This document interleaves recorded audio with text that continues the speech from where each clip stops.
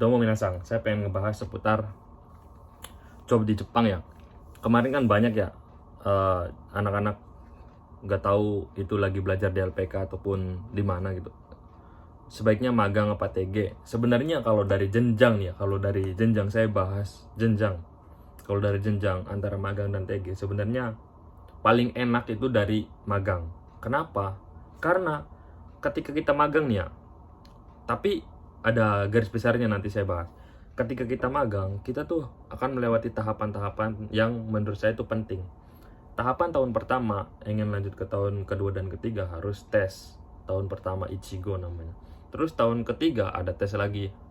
Kalau ingin lanjut ke tahun keempat dan tahun kelima. Nah, tes tahun ketiga ini itu sertifikatnya bisa digunakan untuk kalian melamar visa Tokutegino atau pindah ke perusahaan, tapi sesuai dengan bidangnya.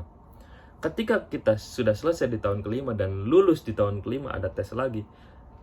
Kita tuh tinggal selangkah lagi nih, seumpamanya kita setelah 5 tahun itu pengen istilahnya lanjut ke TG1 misal. TG1 dari 5 tahun ini ke TG1. Kita kan udah lulus nih, tes di tahun kelima. Itu namanya NIKYU. Nah, kalau kita pengen Tokutegino 1, Tokutegino 2, kita tinggal ngambil IQ. Itu artinya tinggal selangkah lagi tuh. Udah, nggak usah repot-repot harus Bijinesu karir dan lain sebagainya. Itu gampang. Nah, terus apa yang diperhatikan dari orang Jepang yang membedakan pemula Tokutegino dan siswa ex magang yang pengen ke Tokutegino? Poin beratnya adalah lebih ke keiken, pengalaman. Orang Jepang itu pasti menanyakan ketika kita ikut mensetsu, kandidatnya itu ada ex magang sama ada yang newcomer. Pasti yang diambil ini yang ex magang. Kenapa? Karena melihat dari pengalaman, pasti dari bahasa juga udah paham karena udah pernah tinggal di Jepang. Nah, itu pentingnya. Ya memang pada dasarnya harus menyesuaikan dengan apa yang istilahnya fashion kita gitu, apa yang kita bisa. Jadi ini poin penting buat teman-teman yang magang, yang mau magang nih ya.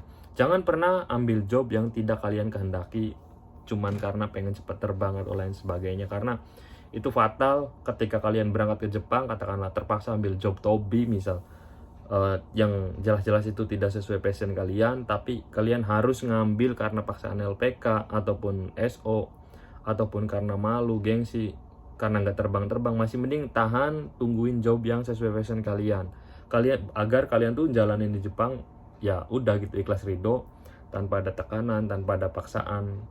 Jadi enak gitu, nyampe 5 tahun di magang juga nggak masalah. Nah, dan nanti pas selesai 5 tahun baru ke TG itu juga enak lagi nyari kerjanya. Kalau kalian salah job misal, asal berangkat nih dengan job katakanlah Tobi, tapi fashion kalian adalah manufaktur, engineering dan lain sebagainya, baru 1 tahun saya jamin itu pasti pengen pulang, pengen selesai, pengen pindah. Tapi ingat, magang kontraknya 3 tahun, wajib diselesaikan. Kalau nggak bisa selesai, itu nggak bisa pindah ke Tokutegino, apapun alasannya.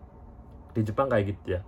Kecuali kalian selesai magang atau magangnya nggak selesai nih, 1 tahun doang, pulang ke Indonesia, nunggu 1 tahun di Indonesia, 1 atau 2 tahun gitu ya, saya lupa, nunggu pemutihan kalau nggak salah, itu baru bisa apply visa lagi dengan visa yang lain kayak Tokutegino gitu. Setahu saya kayak gitu. Jadi harus hati-hati banget ketika kalian ngambil job, biar masa depan kalian tuh nggak rusak cuma gara-gara sistem magang gitu. Soalnya banyak banget ya yang kayak gitu. Nah, kalau saya pribadi dari start awal memang pada dasarnya saya nggak ngerti apa-apa ya waktu belajar di LPK gitu, nggak ngerti apa-apa, nggak ngerti sama sekali terkait tentang job magang dan lain sebagainya. Belajar di LPK, ada job ini disuruh tes ikut, job ini disuruh tes ikut. Jadi pas lulus tuh nggak tahu itu mungkin emang udah rezekinya gitu ya. Tadinya saya ikut job di itu pengekruman baut gitu, yang mutihin baut. Nah di situ tapi gagal. Padahal saya udah ambisi banget tuh kan, di situ labelnya kan waktu mindset itu dijelasin bahwa ini tuh komponennya Toyota, Daihatsu dan lain sebagainya, kan perusahaan-perusahaan besar walaupun itu vendornya gitu. Nah itu gagal, dan job yang kedua saya cuma dibilangin bahwa ini stamping press gitu ya, yang pengepresan membuat kalau nggak salah apa ya, knalpot gitu ya, dan nggak terkenal perusahaannya, perusahaan kecil. Saya istilahnya aduh gimana ya, kayak frustasi gitu sebelum berangkat. Perusahaannya nggak jelas, orang-orang gak ada yang tahu pas nyampe Jepang ternyata perusahaannya lumayan istilahnya ngedukung tentang belajar skill dan lain sebagainya. Terus tentu saja bahasa juga pasti ketika magang itu pasti bahasanya jauh lebih baik daripada newcomer Tokotegino. Intinya itu. Dan itu poin penting kalau kita ikut magang terus pindah ke Tokotegino. Dan tidak memerlukan SSW untuk bidang yang kita tekuni di waktu magang itu. Misal saya manufaktur waktu magang pengen pindah TG ya ke TG manufaktur lagi itu nggak perlu tes SSW dan lain sebagainya. Tapi ya lebih baiknya punya JLPT minimal N4 gitu. Nah itu aja sih mungkin ya. Intinya lebih baiknya ke magang yang sesuai dengan bidang kalian. Jangan memaksakan diri ambil job Tokotegino yang menurutnya yang istilahnya pengen instan, pengen cepet terbang gitu ya. Masih mending ikuti proses magang tentunya dengan fashion kalian dan LPK pilihan kalian. Saya tidak bisa merekomendasikan LPK manapun karena semua LPK sama, baik dan buruknya kalian nilai sendiri. Saya tidak mau ikut campur terkait LPK dan dunia LPK.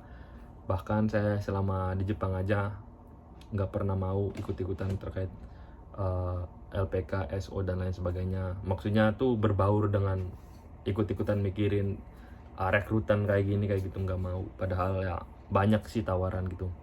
Oke, kurang lebihnya saya akhiri. Mudah-mudahan video ini bermanfaat buat kalian yang lagi belajar bahasa Jepang, dan semangat tetap jaga ketertiban, jaga aturan, jaga attitude ketika kalian nyampe Jepang. Saya Muhammad cabut. Peace.